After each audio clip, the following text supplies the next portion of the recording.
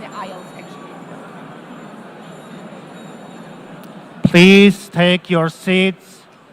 We are going to start now.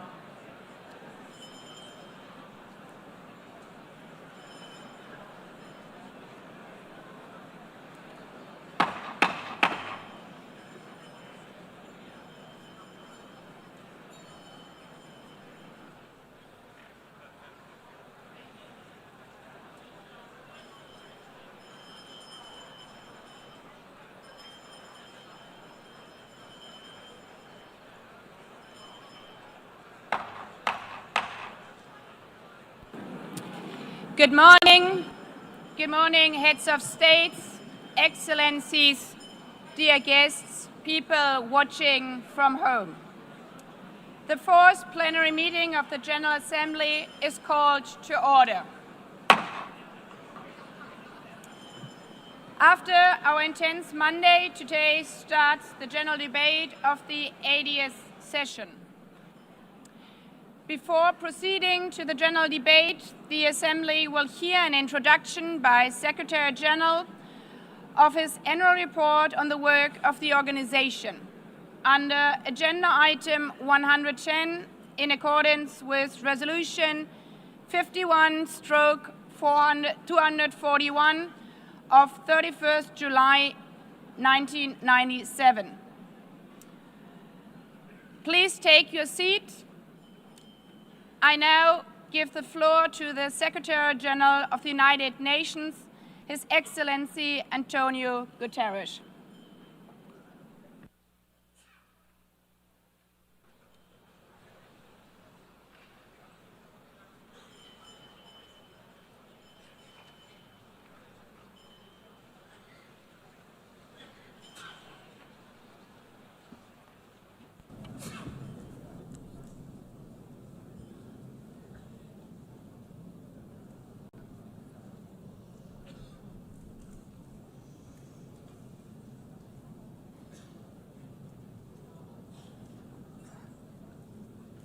Please, could you take your seats?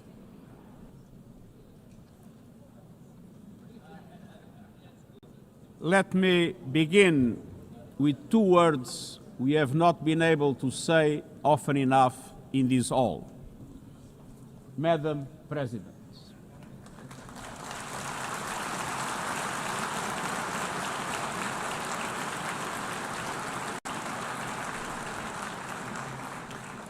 Excellencies, ladies and gentlemen, 8 years ago, in a world scorched by war, leaders made a choice: cooperation over chaos, law over lawlessness, peace over conflict. And that choice gave birth to the United Nations, not as a dream for perfection, but as a practical strategy for the survival of humanity. Many of our founders had seen firsthand the hell of the death camps and the terror of war. They knew that true leadership meant creating a system to prevent a replay of those horrors, a firewall against the flames of conflict and World War III, a forum for sovereign states to pursue dialogue and cooperation, and the concrete affirmation of an essential human truth: we are all in this together. And this General Assembly Hall is the heartbeat of that truth. It is why for decades, world leaders have come to this one-of-a-kind podium. It is why you are here today. Because at its best, the United Nations is more than a meeting place. It's a moral compass, a force for peace and peacekeeping, a guardian of international law, a catalyst for sustainable development, a lifeline for people in crisis, a lighthouse for human rights, and the center that transforms your decisions, the decisions of member states, into action. 80 years on, we confront again the question our founders faced, only more urgent, more intertwined, more unforgiving. What kind of world do we choose to build together? Excellencies, we have our work cut out for us, as our ability to carry out that work is being cut from us. We have entered in an age of reckless disruption and relentless human suffering. Look around. The principles of the United Nations that you have established are under siege. Listen, the pillars of peace and progress are buckling under the weight of impunity, inequality, and indifference. Sovereign nations invaded, hunger weaponized, truce silence, rising smoke from bombed-out cities, rising anger in fractured societies, rising seas swallowing coastlines. Each one a warning, each one a question. What kind of world will we choose? A world of raw power or a world of laws? A world that is a scramble for self-interest or a world where nations come together? A world where might makes right or a world of rights for all? Excellencies, our world is becoming increasingly multipolar, and this is positive, reflecting a more diverse, dynamic global landscape. But multipolarity without effective multilateral institutions can court chaos, as Europe has learned the hard way, resulting in World War I. It was multipolar, but there was no multilateral institutions. So let's be clear. International cooperation is not naivete. It is hard-headed pragmatism. In a world where there's leap borders, isolation is an illusion. No country can stop a pandemic alone. No army can halt rising temperatures. No algorithm can rebuild trust once it is broken. These are global stress tests of our system, our solidarity, and our resolve. I'm convinced we can pass these tests, and we must. Because people everywhere are demanding something better, and we owe them a system worthy of their trust and a future worthy of their dreams. And so we must make the choice, an active choice, to reaffirm the imperative of international law, to reassert the centrality of multilateralism, to reinforce justice and human rights, and to recommit to the principles that gave rise to our organization, and to the promise contained in its first words, we the peoples.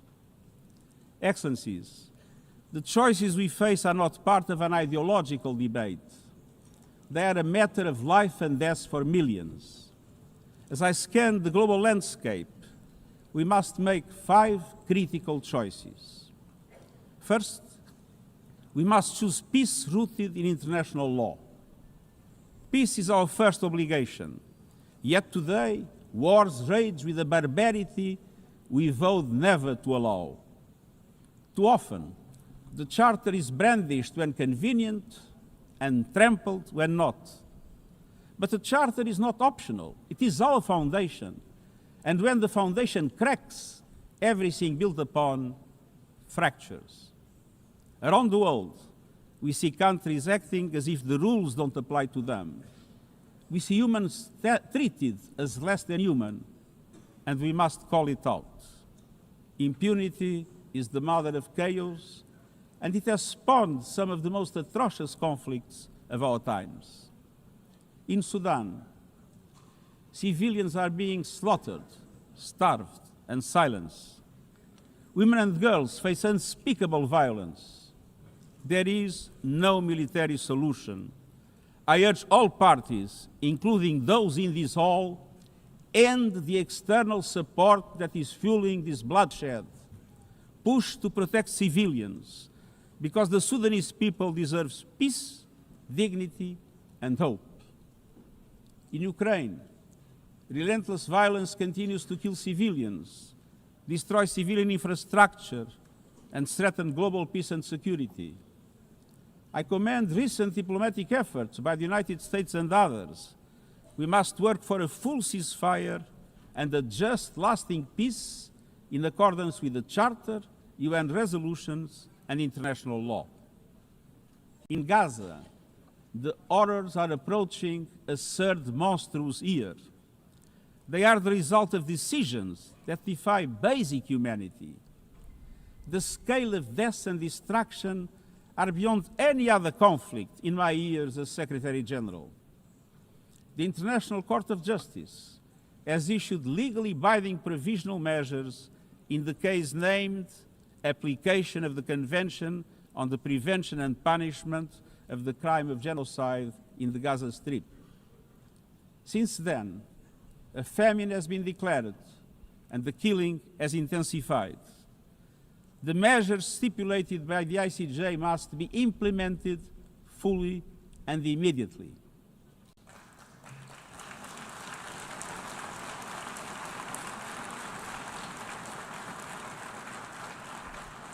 Nothing can justify the horrific Hamas terror attacks of October 7 and the taking of hostages, both of which I have repeatedly condemned. And nothing can justify the collective punishment of the Palestinian people and the systematic destruction of Gaza. We know what is needed. Permanent ceasefire now. All the hostages released now. Full humanitarian access now. And we must not relent in the only viable answer to sustainable Middle East peace, a two-state solution as so eloquently reaffirmed yesterday. We must urgently reverse dangerous trends on the ground. Relentless settler expansion and violence and the looming threat of annexation must stop. Everywhere, from Haiti to Yemen, to Myanmar and the Sahel and beyond, we must choose peace anchored in international law. The past year has brought glimmers of hope, including the ceasefire between Cambodia and Thailand, and the agreement between Azerbaijan and Armenia brokered by the United States. But far too many crises continue unchecked. Impunity prevails, lawlessness is a contagion, it invites mayhem, accelerates terror, and risks a nuclear free-for-all. When accountability shrinks, graveyards grow. When UN staff and facilities are attacked, violating legal obligations, so too is the core of our ability to serve and deliver. The Security Council must live up to its responsibilities. It must be more representative, more transparent, and more effective. And beyond crisis response, we must tackle the injustices that ignite conflict: exclusion, inequality, impunity, and corruption. The surest way to silence the guns is to raise the volume for justice. Real security is born of fairness and opportunity for all. Excellencies, this leads me to my second point. We must choose human dignity and human rights. Human rights are not an ornament of peace, they're its bedrock.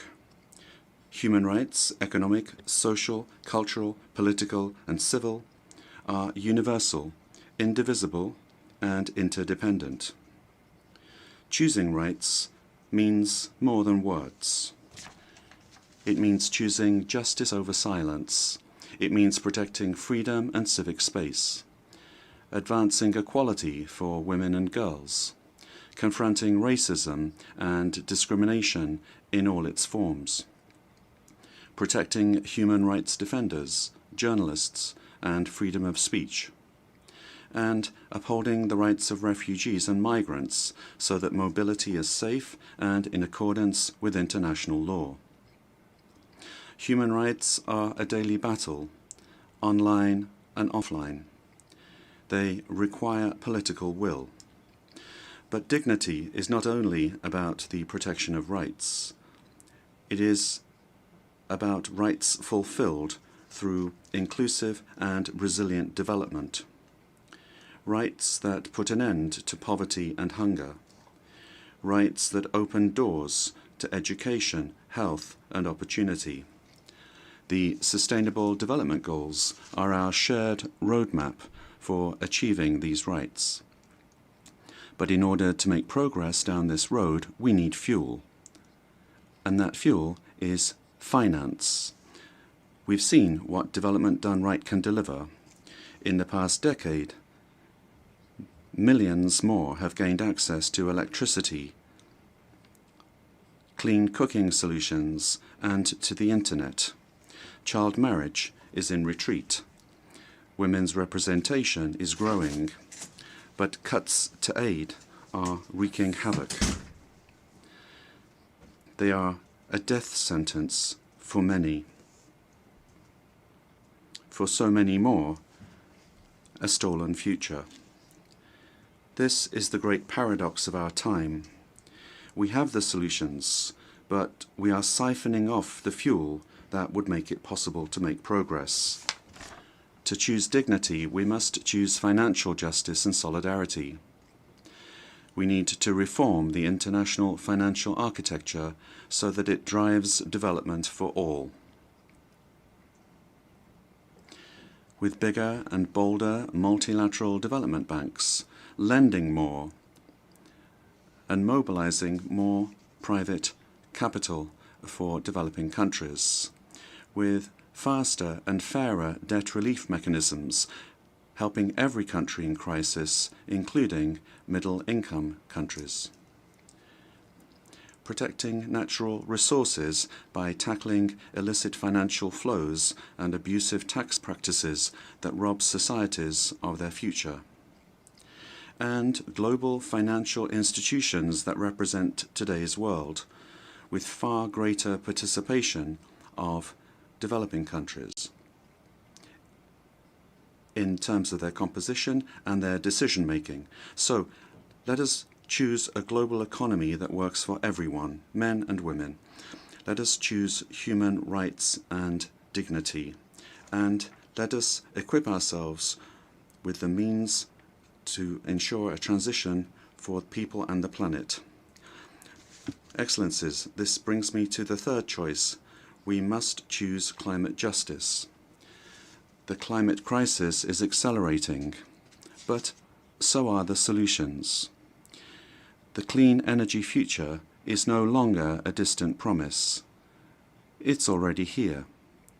No government, industry, or special interest can stop it. But some are trying, hurting economies, locking in higher prices, and squandering a historic opportunity. Fossil fuels are a losing bet. Last year, almost all new power capacity came from renewables, and the investment is surging. Renewables are the cheapest and fastest source of new power. They create jobs, drive growth, shield economies from volatile oil and gas markets, connect the unconnected, and can free us from the tyranny of fossil fuels. But not at today's pace. Clean energy investment remains uneven. 21st century grids and storage are not rolling out fast enough. And public subsidies, taking from taxpayer money, still flow to fossil fuels over clean energy by a factor of 9 to 1. Meanwhile, emissions, temperatures, and disasters keep rising. And those least responsible suffer the most. Science says limiting global temperature rise to 1.5 degrees by the end of this century is still possible, but the window is closing. The International Court of Justice has affirmed the legal obligation of states. We must step up action and ambition, especially through strengthened national climate plans. Tomorrow, I will welcome leaders to announce new targets. The G20, the biggest emitters, must lead, guided by common but differentiated responsibilities. But all countries must step up and do more as we head to the UN Climate Conference in Brazil. By accelerating action in energy, forests, methane, and industrial decarbonization. By defining a credible roadmap to mobilize 1.3 trillion US dollars annually in climate finance by 2035 for developing countries. By supporting just transitions, by doubling finance for adaptation to at least 40 billion US dollars this year, and rapidly deploying proven tools to unlock billions more in concessional finance. And by capitalizing the Loss and Damage Fund with significant contributions. All of these requires government, international financial institutions, philanthropies, civil society, and the private sector to work together, to provide fiscal space to developing countries and unlock new innovative sources of finance at scale, including solidarity levies on high-emitting sectors and debt swaps. We have the solutions and tools, but we must choose climate justice and climate action. Fourth, we must choose to put technology at the service of humanity. Artificial intelligence is rewriting human existence in real time, transforming how we learn, work, communicate, and what we can trust. And the question is not how to stop it, but how to steer it for the greater good. Technology must be our servant, not our master. It must promote human rights, human dignity, and human agency. Yet today, AI's advancement in outpacing regulation and responsibility and is concentrated in a few hands. And the risks are expanding to new frontiers, from biotech to autonomous weapons.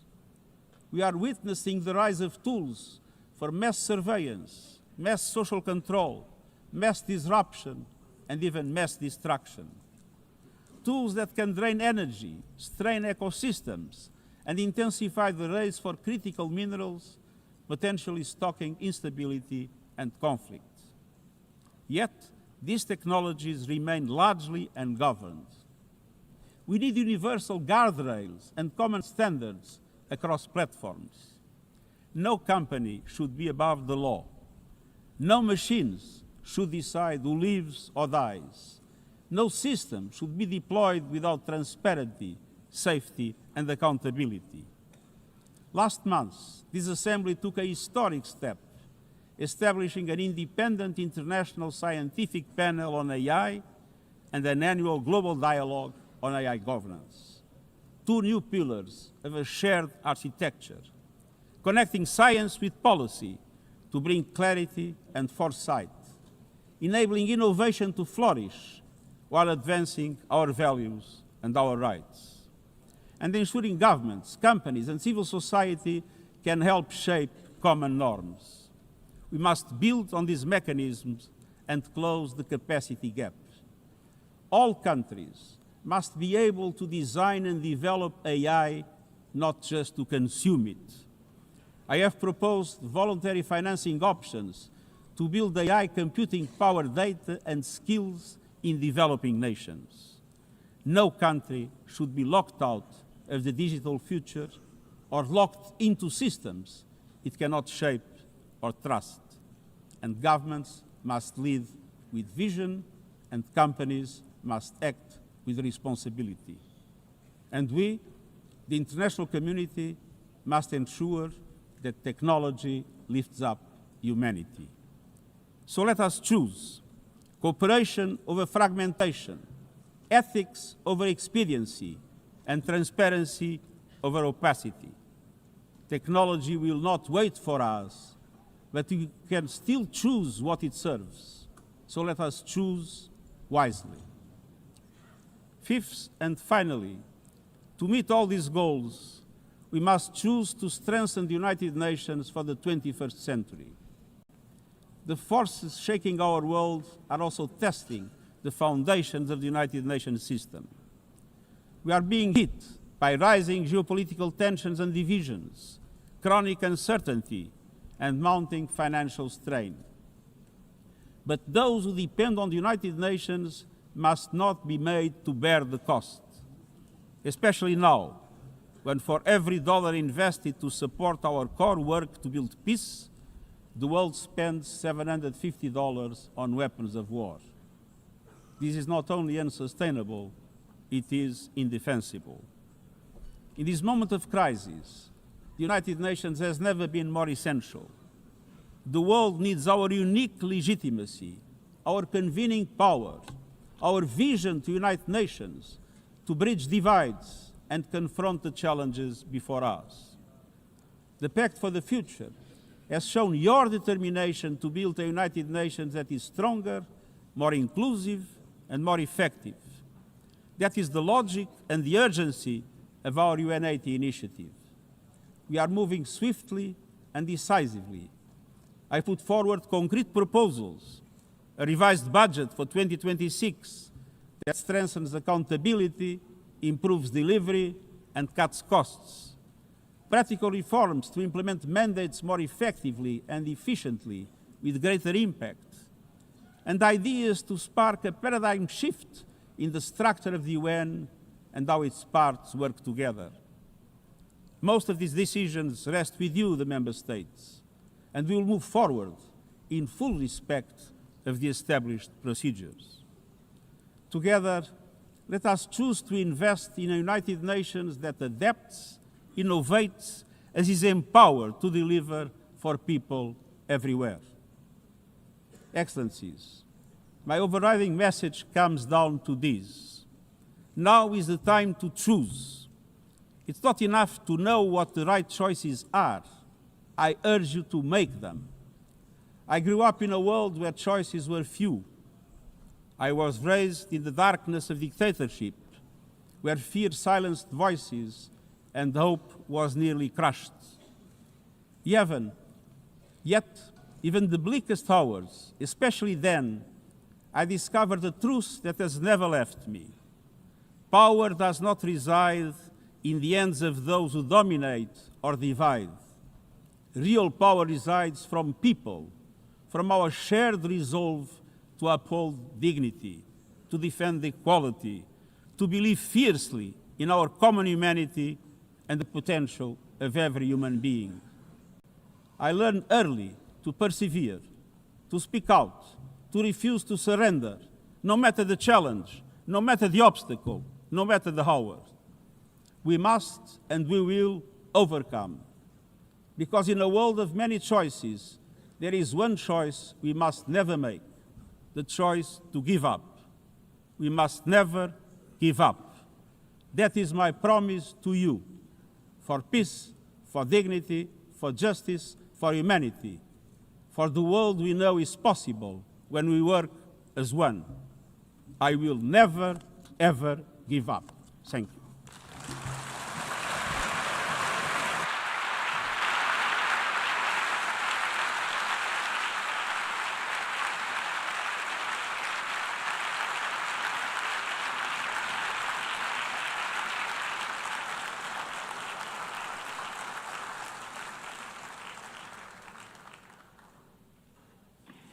I thank the Secretary General. The Assembly will now turn to agenda item 8, entitled General Debate.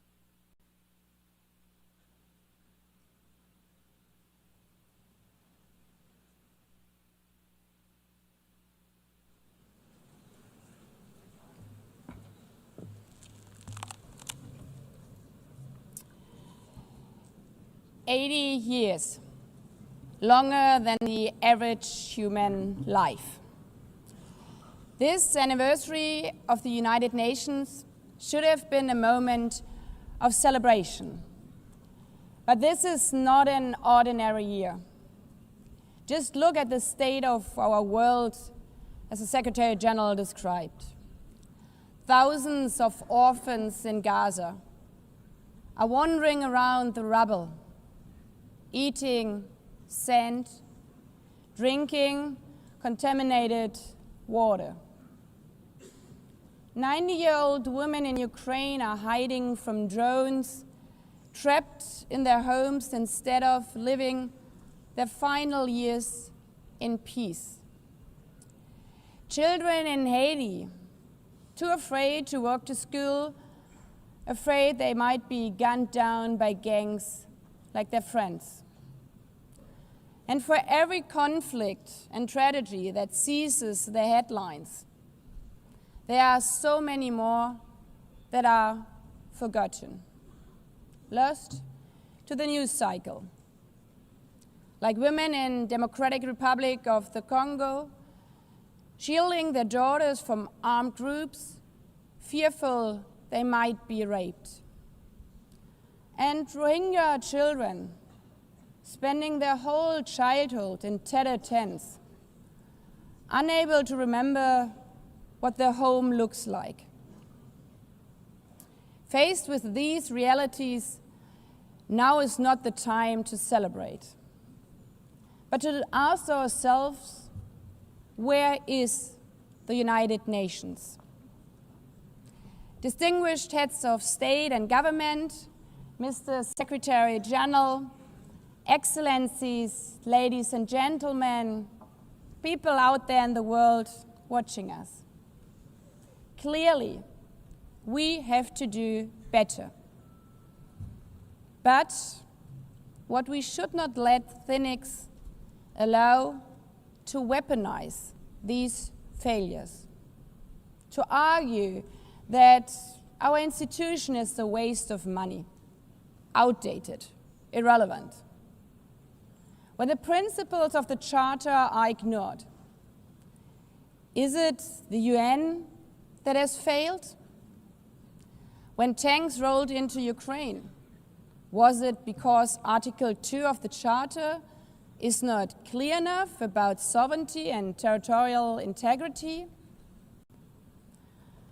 When civilians, children, are killed in Gaza, is it humanitarian law at fault for failing to protect them?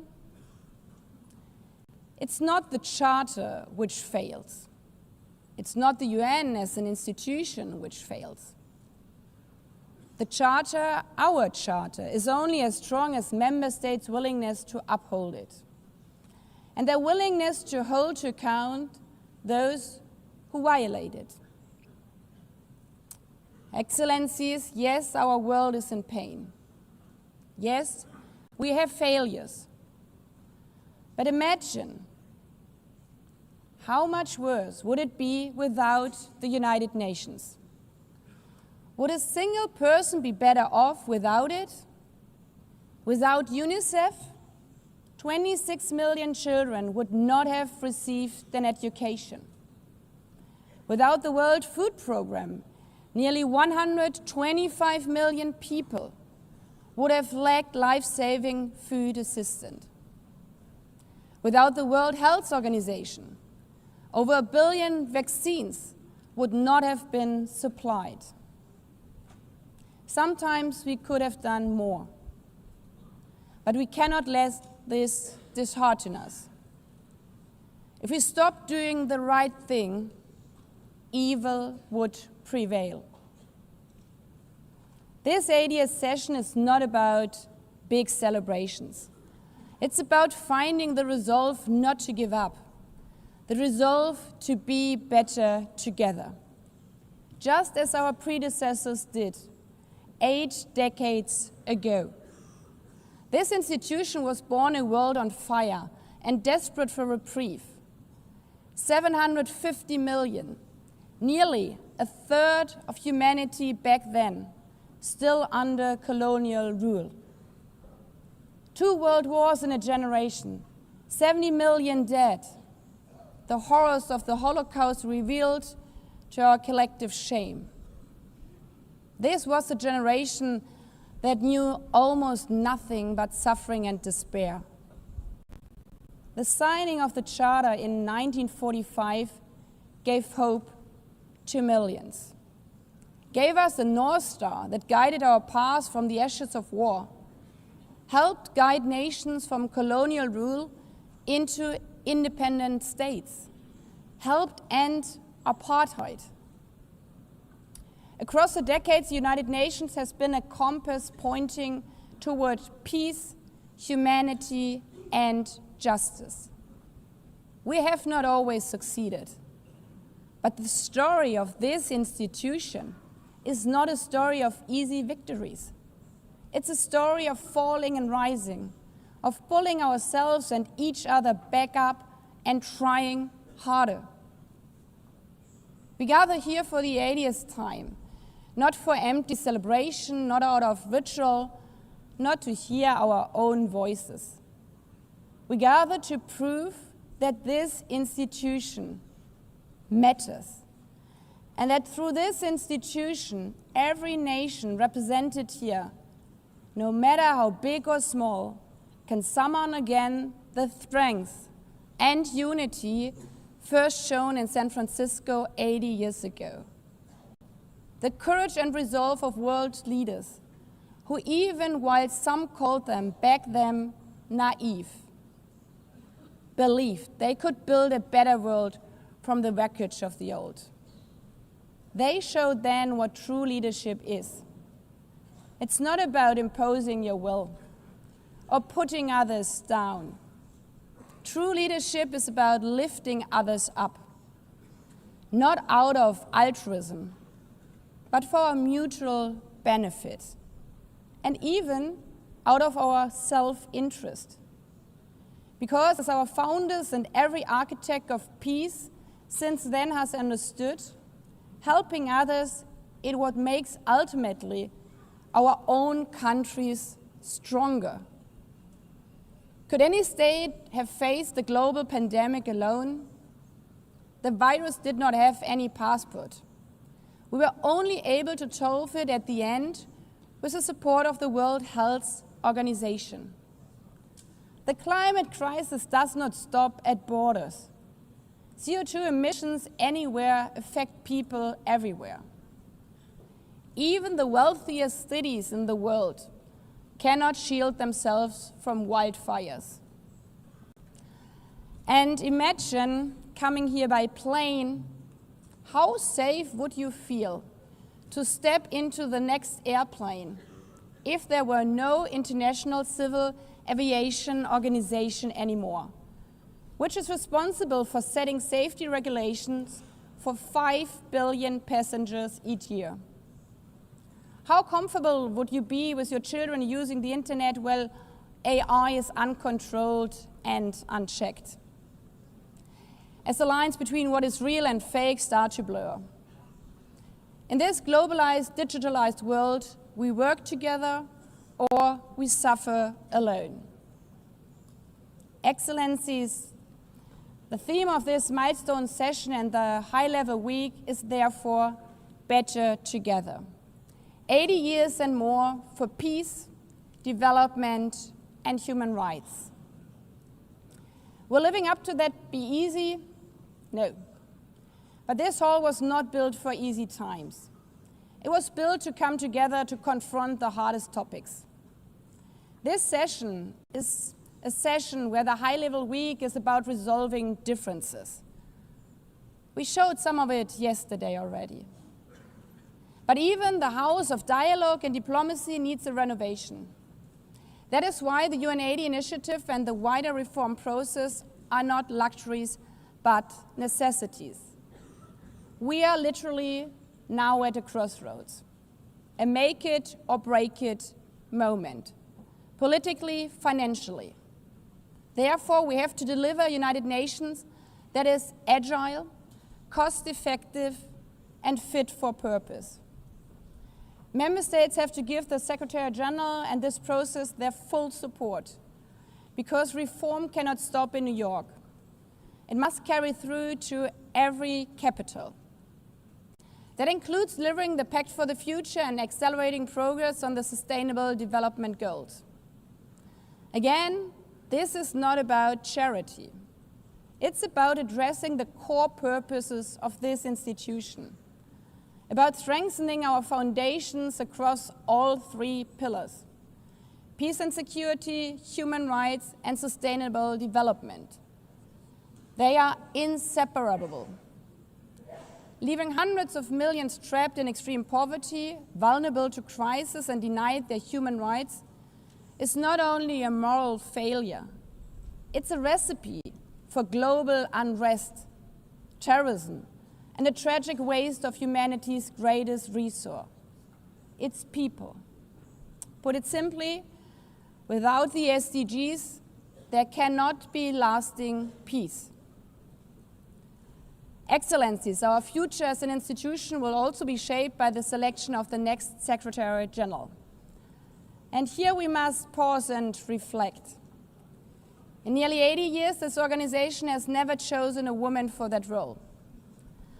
One might wonder how out of 4 billion potential candidates, there could not be found a single one. Of course,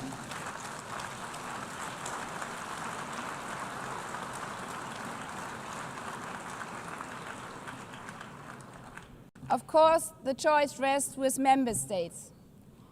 But those of you having been there yesterday celebrating Beijing, one strong female leader after the other from all our continents. Like 80 years ago, we are standing at a crossroads. And it's up to us, to every single member state, to live up to the same leadership as your predecessors did. To act when action is needed.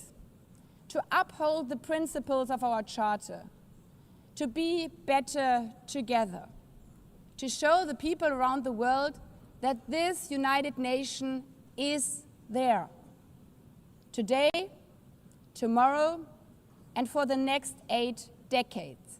Because, after all, it's the life insurance for every country.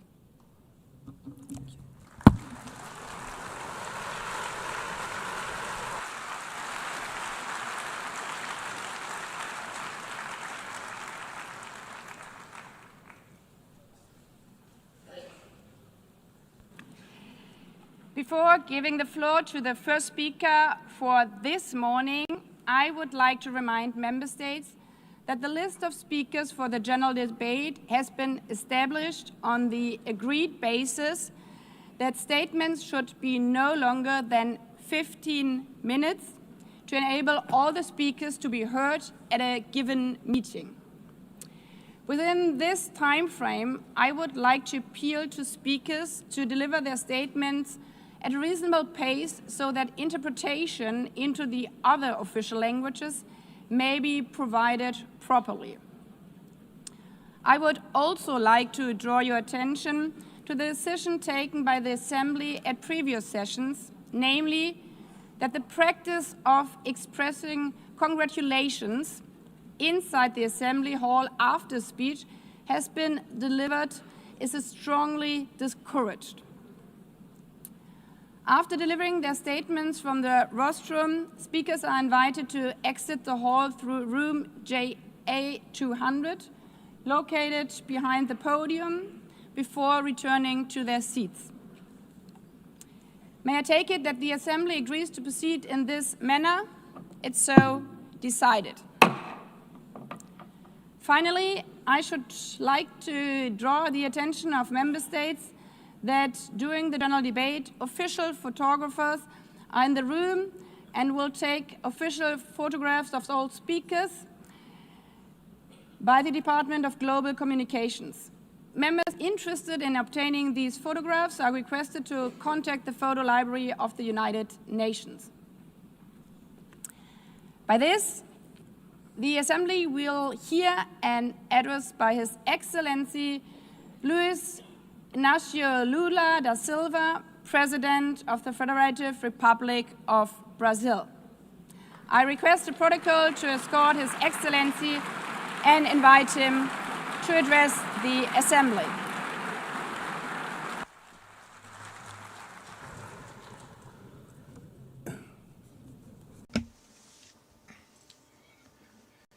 Madam President of the General Assembly, Analina Berbuki, Mr. Secretary General Antonio Guterres, dear heads of state and government, and representatives of the member states gathered here.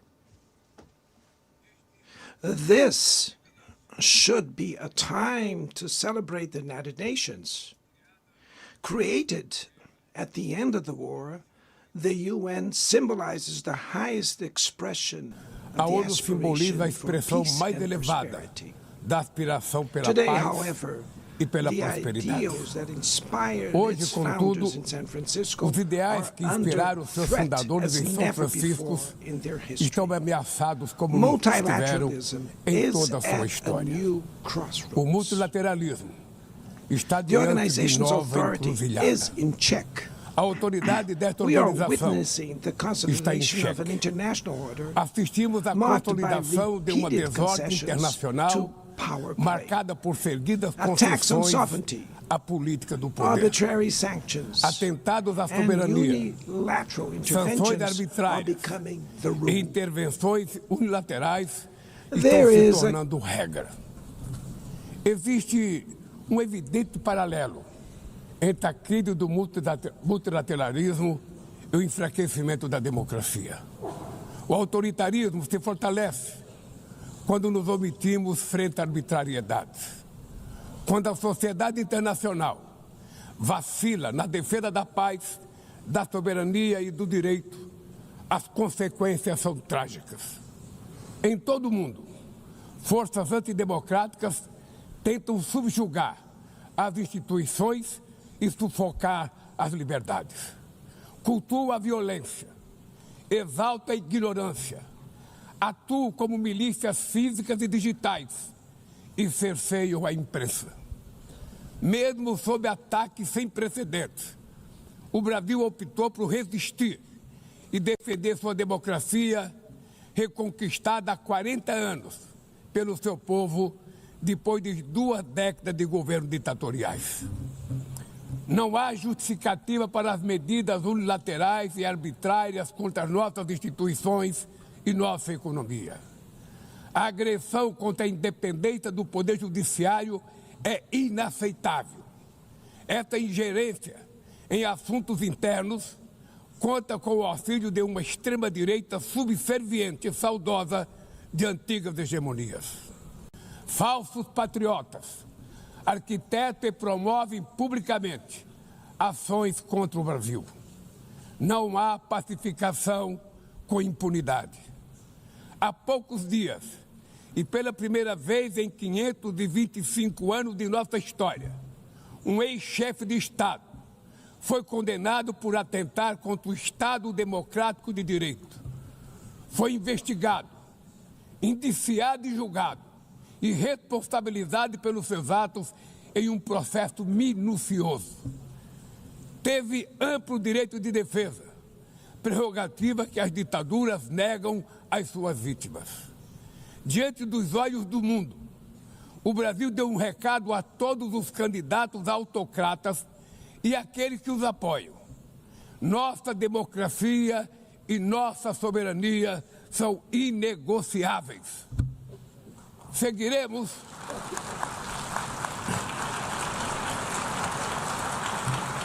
Seguiremos como nação independente e como povo livre de qualquer tipo de tutela. Democracias sólidas vão além do ritual eleitoral.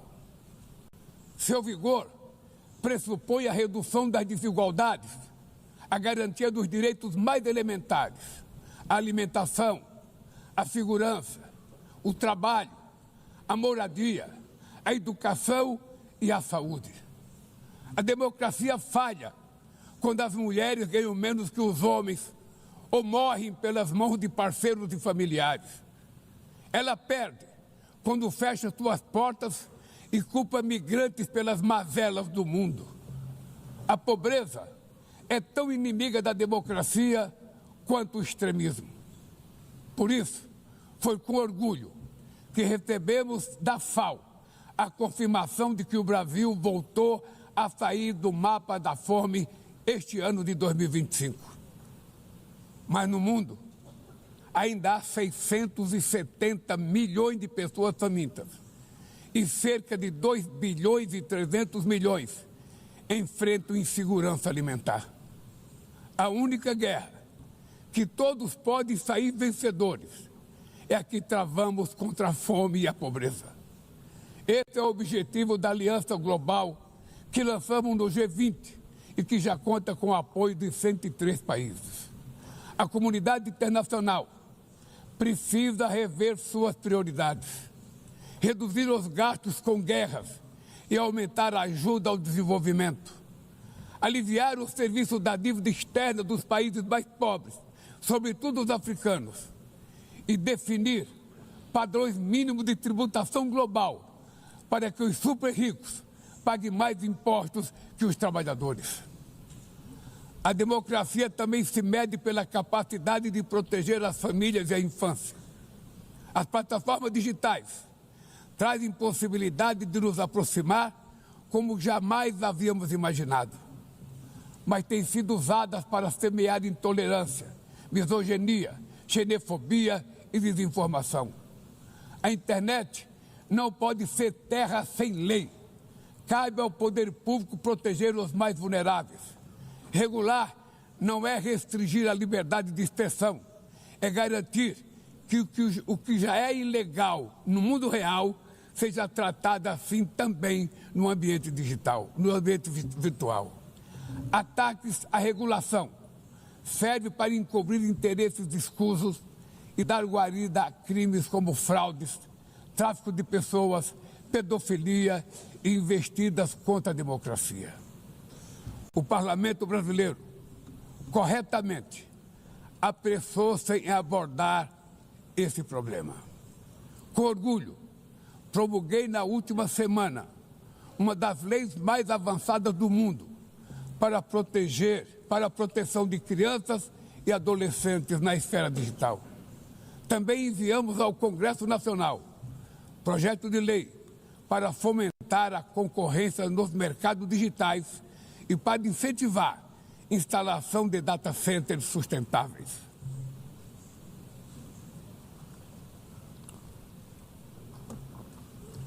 Para mitigar os riscos da inteligência artificial, apostamos na construção de uma governança multilateral em linha com o Pacto Digital Global aprovado neste plenário o ano passado. Senhoras e senhores, na América Latina e Caribe, vivemos um momento de crescente polarização e instabilidade. Manter a região como zona de paz sempre foi e é a nossa prioridade. Somos um continente livre de armas de destruição em massa, sem conflitos étnicos ou religiosos. É preocupante a equiparação entre a criminalidade e o terrorismo. A forma mais eficaz de combater o tráfico de drogas é a cooperação para reprimir a lavagem de dinheiro e limitar o comércio de armas. Usar força letal em situações que não constituem conflitos armados equivale a executar pessoas sem julgamento. Outras partes do planeta já testemunharam intervenções que causaram danos maiores do que se pretendia evitar, com graves consequências humanitárias. A via do diálogo não deve estar fechada na Venezuela. O Haiti tem direito a um futuro livre de violência e é inadmissível que Cuba seja listada como país que patrocina o terrorismo. No conflito na Ucrânia,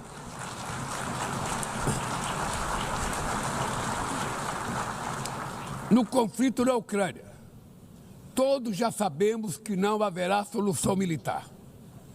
O recente encontro no Alasca despertou a esperança de uma saída negociada.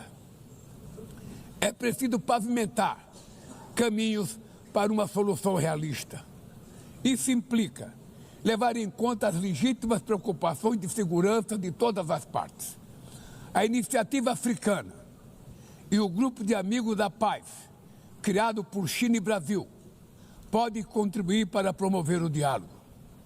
Nenhuma situação é mais emblemática do que o uso desproporcional e ilegal da força do que a da Palestina.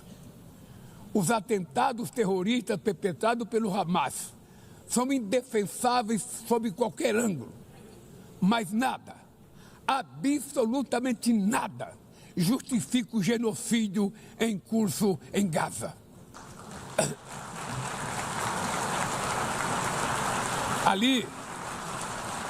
Ali, sob toneladas de escombros, estão enterradas dezenas de milhares de mulheres e crianças inocentes.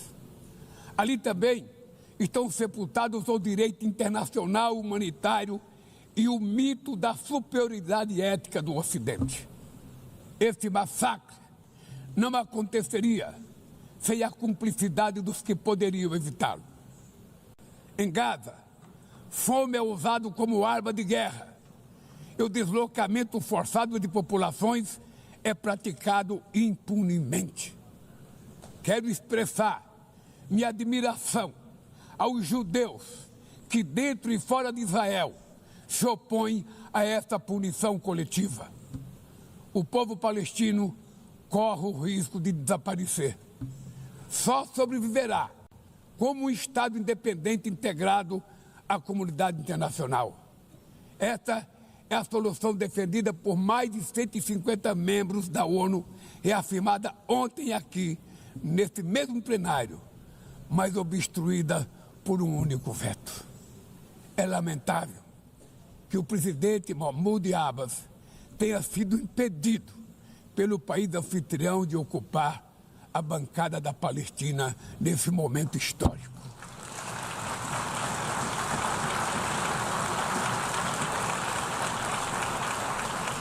O alastramento desse conflito para o Líbano, para a Síria e o Irã e o Catar fomenta a escalada armamentista sem precedentes. Senhoras presidentas, bombas e armas nucleares não vão nos proteger da crise climática. O ano de 2024 foi o mais quente já registrado. A COP30 em Belém, no Brasil, será a COP da verdade. Será o momento de os líderes mundiais provarem a seriedade de seu compromisso com o planeta. Sem ter o quadro completo das contribuições nacionalmente determinadas, as chamadas NDCs, caminharemos de olhos vendados para um verdadeiro abismo. O Brasil se comprometeu a reduzir entre 59% e 67% suas emissões, abrangendo todos os gases de efeito estufa em todos os setores da economia. Nações em desenvolvimento enfrentam a mudança do clima ao mesmo tempo em que lutam contra outros desafios. Enquanto isso, países ricos usufruem de padrão de vida obtido às custas de 200 anos de emissões de gases.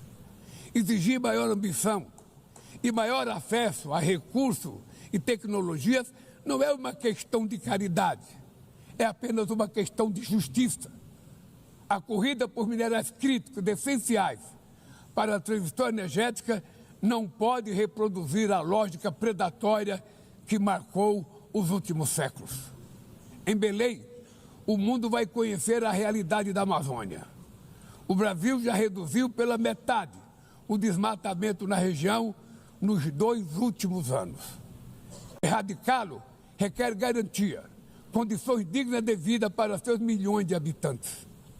Fomentar o desenvolvimento sustentável é o objetivo do Fundo Florestas Tropicais para sempre, que o Brasil pretende lançar para remunerar os países que mantêm suas florestas em pé. É chegado o momento de passar da fase da negociação para a etapa da implementação. O mundo deve muito ao regime criado pela Convenção do Clima, mas é necessário trazer o combate à mudança do clima para o coração da ONU, para que ela tenha a atenção que merece.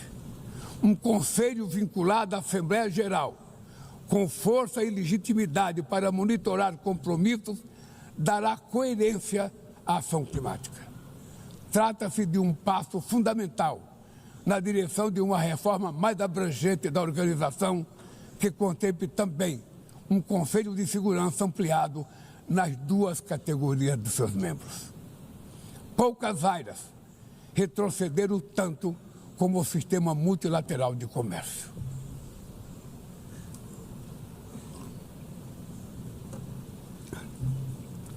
Medidas unilaterais transformam em letra morta princípios basilares como a cláusula de nação mais favorecida.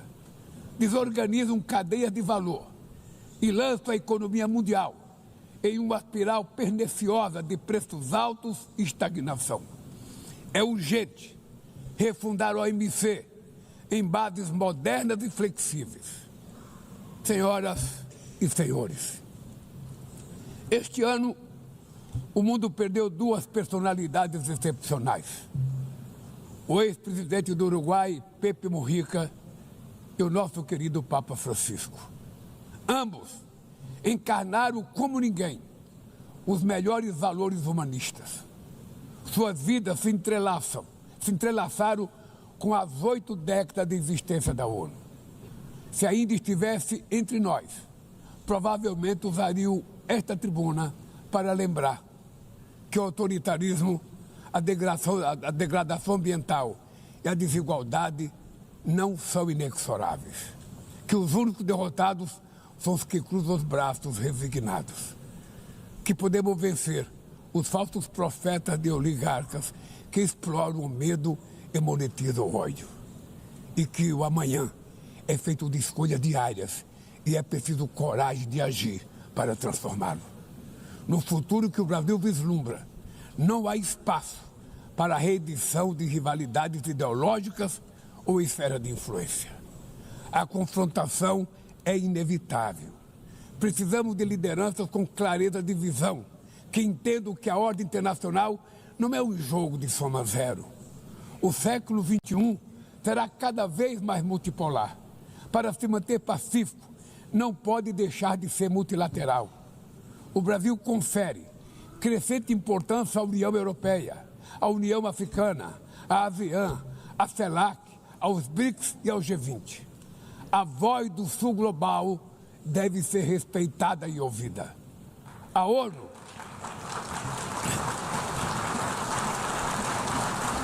ONU tem hoje quase 4 vezes mais membros do que os 51 que estiveram na sua fundação. Nossa missão histórica é a de torná-la novamente portadora de esperanças e promotora da igualdade e da paz, do desenvolvimento sustentável e da diversidade e da tolerância. Que Deus nos abençoe a todos e muito obrigado.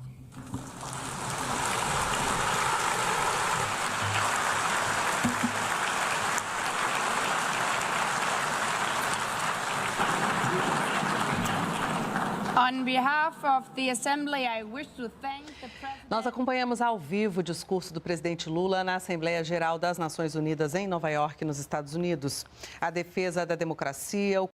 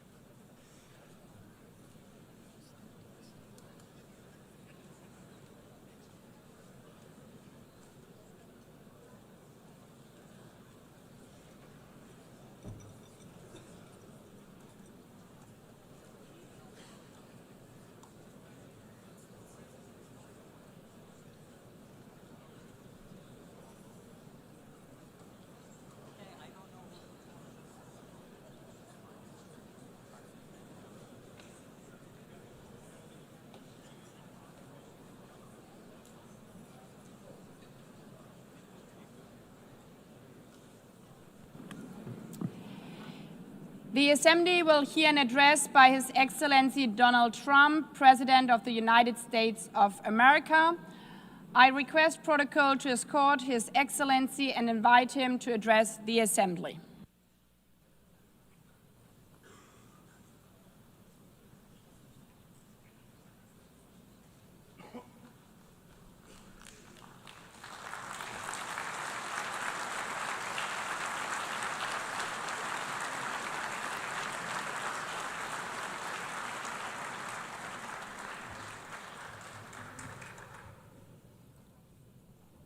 Thank you very much. Very much appreciated.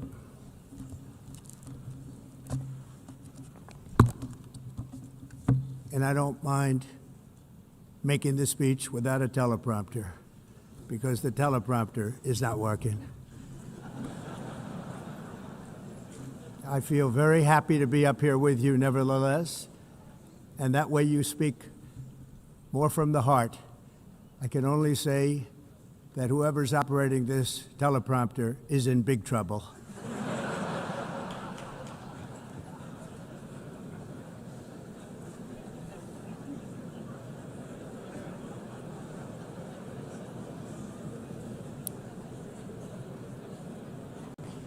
Hello, Madam First Lady. Thank you very much for being here. And Madam President, Mr. Secretary General, First Lady of the United States, distinguished delegates, ambassadors, and world leaders.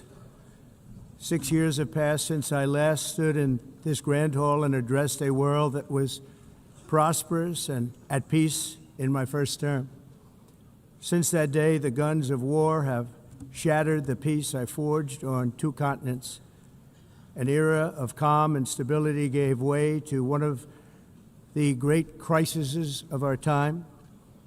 And here in the United States, 4 years of weakness, lawlessness, and radicalism under the last administration delivered our nation into a repeated set of disasters.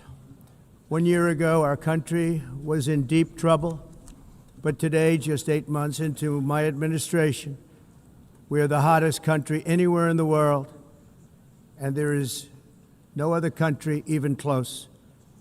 America is blessed with the strongest economy, the strongest borders, the strongest military, the strongest friendships, and the strongest spirit of any nation on the face of the earth. This is indeed the golden age of America. We are rapidly reversing the economic calamity we inherited from the previous administration, including ruinous price increases and record-setting inflation like we've never had before. Under my leadership, energy costs are down, gasoline prices are down, grocery prices are down, mortgage rates are down, and inflation has been defeated. The only thing that's up is the stock market, which just hit a record high. In fact, it hit a record high 48 times in the last short period of time. Growth is surging, manufacturing is booming. The stock market, as I said, is doing better than it's ever done. And all of you in this room benefit by that, almost everybody. And importantly, workers' wages are rising at the fastest pace in more than 60 years. And that's what it's all about, isn't it?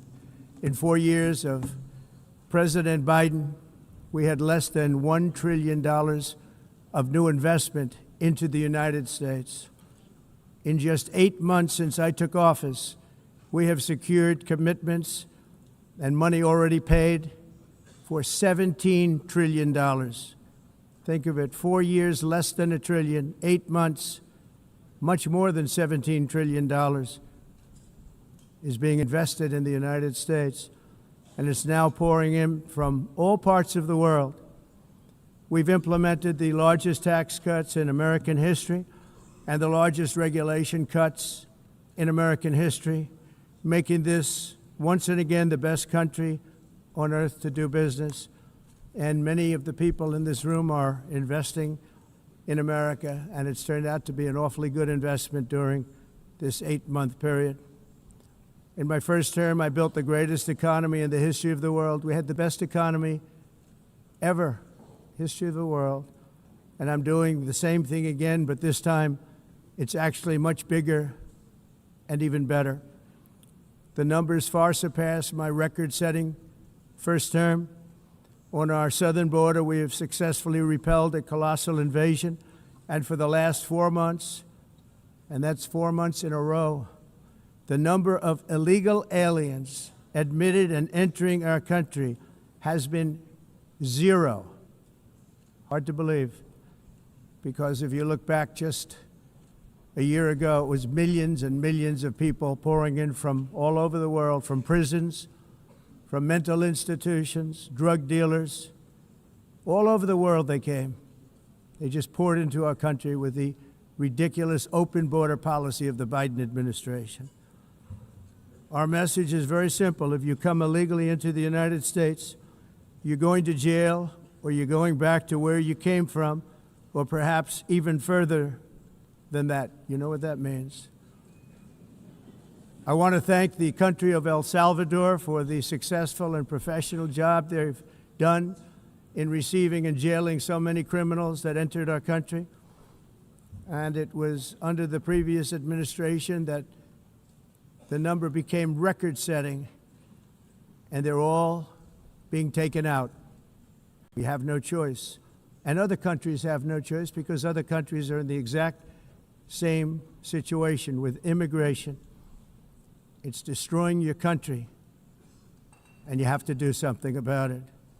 On the world stage, America is respected again like it has never been respected before. You think about 2 years ago, 3 years ago, 4 years ago, or 1 year ago, we were a laughingstock all over the world. At the NATO summit in June, virtually all NATO members formally committed to increase defense spending at my request from 2% to 5% of GDP, making our alliance far stronger and more powerful than it was ever before.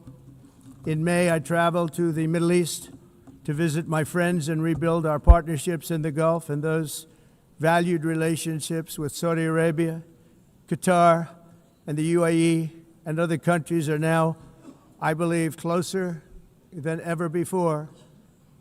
My administration has negotiated one historic trade deal after another, including with the United Kingdom, the European Union, Japan, South Korea, Vietnam, Indonesia, the Philippines, Malaysia, and many, many others. Likewise, in a period of just 7 months, I have ended 7 unendable wars. They said they were unendable. You're never going to get them solved. Some were going for 31 years, 2 of them, 31, think of it, 31 years. One was 36 years. One was 28 years. I ended 7 wars. And in all cases, they were raging with countless thousands of people being killed. This includes Cambodia and Thailand, Kosovo and Serbia, the Congo and Rwanda, a vicious, violent war that was, Pakistan and India, Israel and Iran, Egypt and Ethiopia, and Armenia and Azerbaijan. It included all of them. No president or prime minister, and for that matter, no other country has ever done anything close to that. And I did it in just 7 months. It's never happened before. There's never been anything like that. I'm very honored to have done it. It's too bad that I had to do these things instead of the United Nations doing them. And sadly, in all cases, the United Nations did not even try to help in any of them. I ended 7 wars, dealt with the leaders of each and every one of these countries, and never even received a phone call from the United Nations offering to help in finalizing the deal. All I got from the United Nations was an escalator that on the way up stopped right in the middle. If the First Lady wasn't in great shape, she would have fallen, but she's in great shape. We're both in good shape. We both stood. And then a teleprompter that didn't work. These are the 2 things I got from the United Nations, a bad escalator and a bad teleprompter. Thank you very much. And by the way, it's working now. It just went on. Thank you. I think I should just do it the other way. It's easier. Thank you very much. I didn't think of it at the time because I was too busy working to save millions of lives. That is the saving and stopping of these wars. But later I realized that the United Nations wasn't there for us. They weren't there. I thought of it really after the fact, not during these negotiations, which were not easy. That being the case, what is the purpose of the United Nations? The UN has such tremendous potential. I've always said it. It has such tremendous, tremendous potential. but it's not even coming close to living up to that potential. For the most part, at least for now, all they seem to do is write a really strongly worded letter and then never follow that letter up. It's empty words, and empty words don't solve war. The only thing that solves war and wars is action. Now, after ending all of these wars and also earlier negotiating the Abraham Accords, which is a very big thing for which our country received no credit, never receives credit. Everyone says that I should get the Nobel Peace Prize for each one of these achievements. But for me, the real prize will be the sons and daughters who live to grow up with their mothers and fathers, because millions of people are no longer being killed in endless and unglorious wars. What I care about is not winning prizes, it's saving lives. We saved millions and millions of lives with the 7 wars. And we have others that we're working on, and you know that.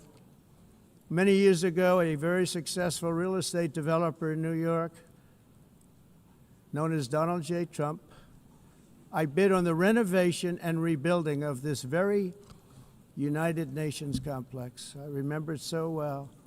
I said at the time that I would do it for $500 million, rebuilding everything. It would be beautiful. I used to talk about, I'm going to give you marble floors. They're going to give you terrazzo. I'm going to give you the best of everything. You're going to have mahogany walls. They're going to give you plastic. But they decided to go in another direction, which was much more expensive at the time, and which actually produced a far inferior product. And I realized that they did not know what they were doing when it came to construction, and that their building concepts were so wrong, and the product that they were proposing to build was so bad and so costly. It was going to cost them a fortune. And I said, and wait till you see the overruns. Well, I turned out to be right. They had massive cost overruns and spent between $2 and $4 billion on the building and did not even get the marble floors that I promised them. You walk on terrazzo. Do you notice that? As far as I'm concerned, frankly, looking at the building and getting stuck on the escalator, they still haven't finished the job. They still haven't finished. That was years ago. The project was so corrupt that Congress actually asked me to testify before them on the tremendous waste of money, because it turned out that they had no idea what it was, but they knew it was anywhere between $2 and $4 billion as opposed to $500 million with a guarantee. But they had no idea, and I said it cost much more than $5 billion. Unfortunately, many things in the United Nations are happening just like that, but on an even much bigger scale, much, much bigger. Very sad to see. Whether the UN can manage to play a productive role, I've come here today to offer the hand of American leadership and friendship to any nation in this assembly that is willing to join us in forging a safer, more prosperous world. And it's a world that we'll be much happier with.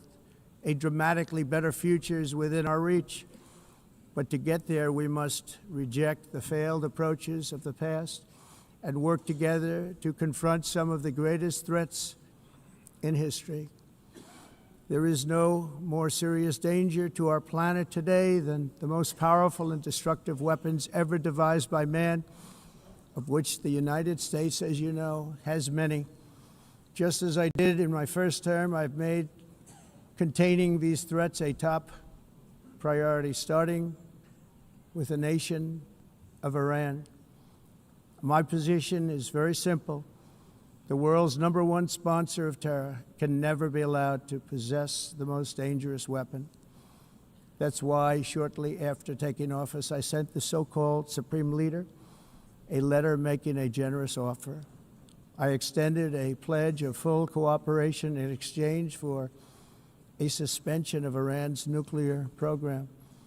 The regime's answer was to continue their constant threats to their neighbors and U.S. interests throughout the region, and some great countries that are right nearby. Today, many of Iran's former military commanders, in fact, I can say almost all of them, are no longer with us. They're dead. And 3 months ago, in Operation Midnight Hammer, 7 American B-2 bombers dropped the 30,000-pound each bombs on Iran's key nuclear facilities, totally obliterating everything. No other country on earth could have done what we did. No other country has the equipment to do what we did. We have the greatest weapons on earth. We hate to use them. But we did something that for 22 years people wanted to do. With Iran's nuclear enrichment capacity demolished, I immediately brokered an end to the 12-day war, as it's called, between Israel and Iran, with both sides agreeing to fight no longer. As everyone knows, I have also been deeply engaged in seeking a ceasefire in Gaza. Have to get that done. Have to get it done. Unfortunately, Hamas has repeatedly rejected reasonable offers to make peace. We can't forget October 7th, can we? Now, as if to encourage continued conflict, some of this body is seeking to unilaterally recognize a Palestinian state. The rewards would be too great for Hamas terrorists for their atrocities. This would be a reward for these horrible atrocities, including October 7th, even while they refuse to release the hostages or accept a ceasefire. Instead of giving to Hamas and giving so much, because they've taken so much, they have taken so much. This could have been solved so long ago. But instead of giving in to Hamas's ransom demands, those who want peace should be united with one message: release the hostages now. Just release the hostages now. Thank you.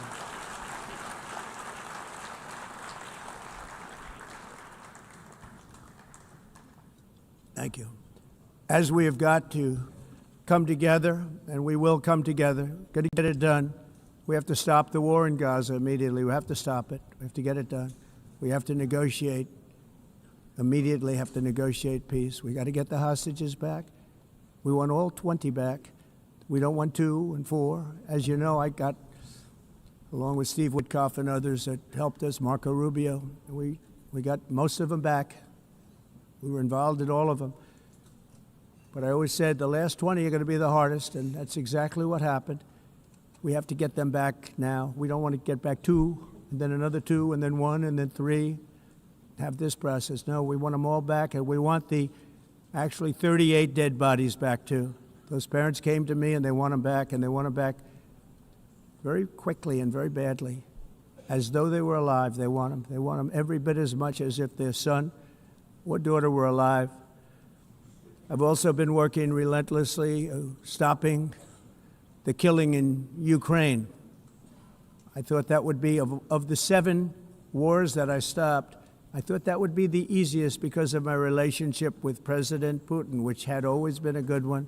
I thought that was going to be the easiest one. But you know, in war, you never know what's going to happen. There are always lots of surprises, both good and bad. Everyone thought Russia would win this war in 3 days. But it didn't work out that way.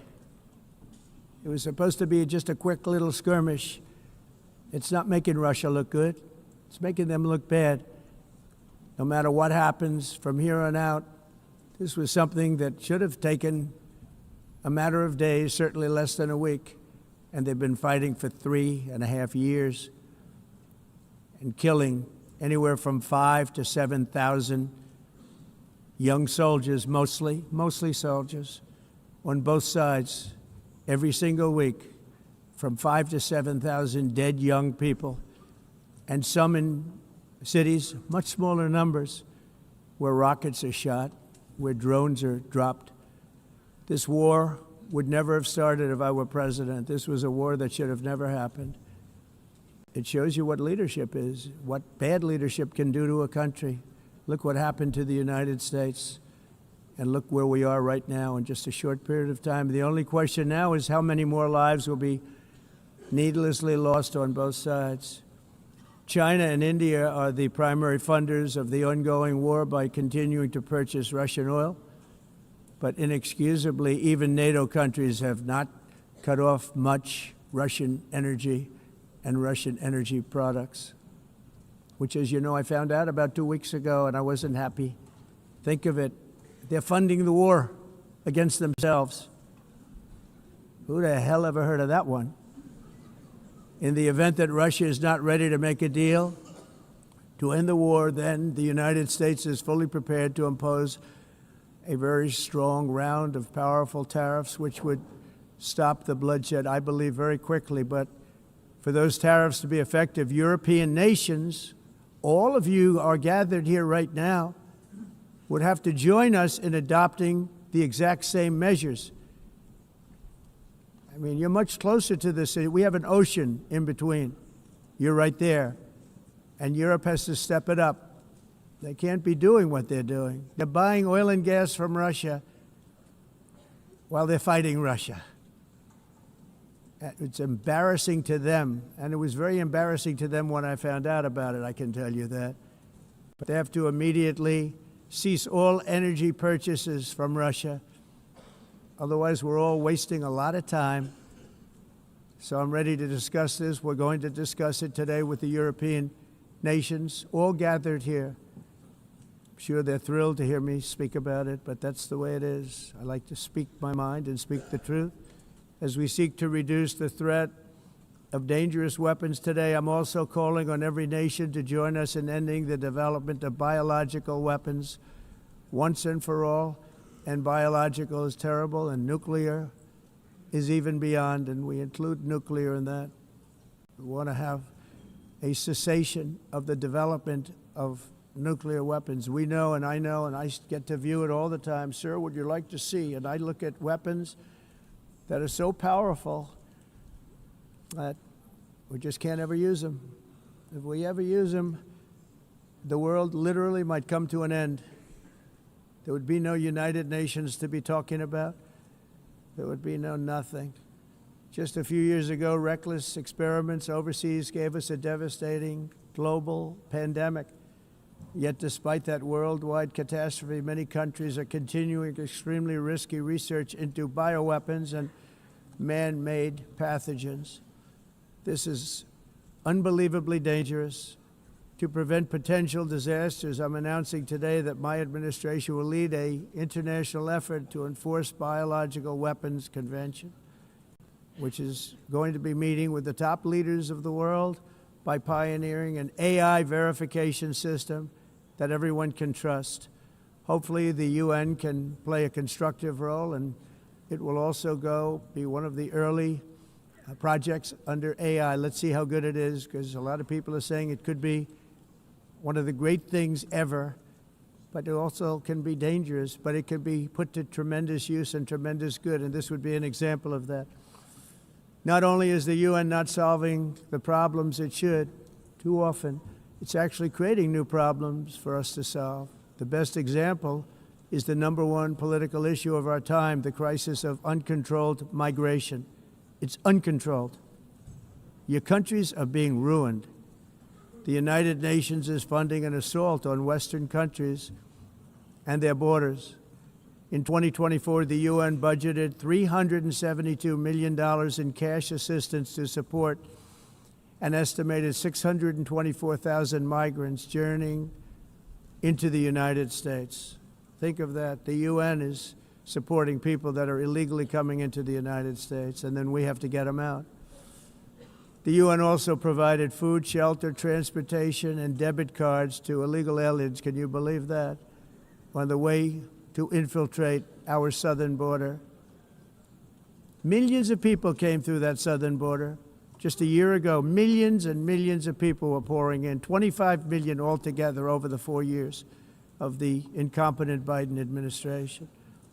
And now we have it stopped, totally stopped. In fact, they're not even coming anymore because they know they can't get through.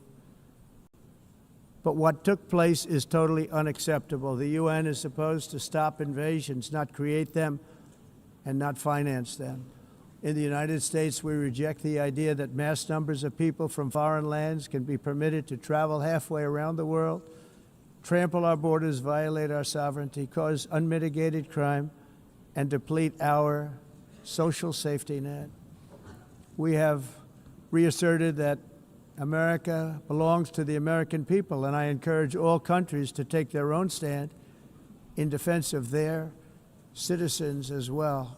You have to do that because I see it. I'm not mentioning names. I see it, and I could call every single one of them out. You're destroying your countries. They're being destroyed. Europe is in serious trouble. They've been invaded by a force of illegal aliens like nobody's ever seen before. Illegal aliens are pouring into Europe. Nobody is ever, and nobody's doing anything to change it, to get them out. It's not sustainable. And because they choose to be politically correct, they're doing just absolutely nothing about it. And I have to say, I look at London where you have a terrible mayor, terrible, terrible mayor. And it's been so changed, so changed. Now they want to go to Sharia law, but you're in a different country. You can't do that. Both the immigration and their suicidal energy ideas will be the death of Western Europe if something is not done immediately. This cannot be sustained. What makes the world so beautiful is that each country is unique.